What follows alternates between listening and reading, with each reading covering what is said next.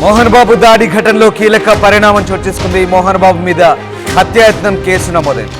BNS section 109 కింద case పెట్టారు పహాడీ షరీఫ్ పోలీసులు.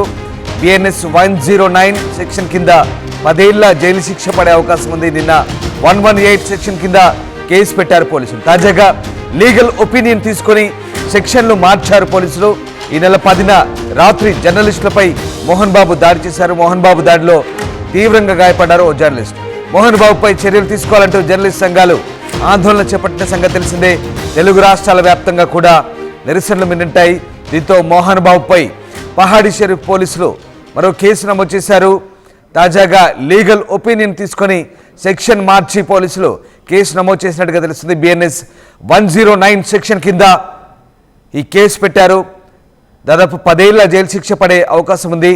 పహాడీ షరీఫ్ పోలీసులు బిఎన్ఎస్ సెక్షన్ 9 కింద ప్రస్తుతం ఈ కేసు నమోదు చేస్తారు. అంతకుముందు 118 సెక్షన్ కింద కేసు నమోదైన సంగతి తెలిసిందే. అయితే సెక్షన్ మార్చి మళ్ళీ కేసు పెట్టినట్టుగా తెలుస్తోంది.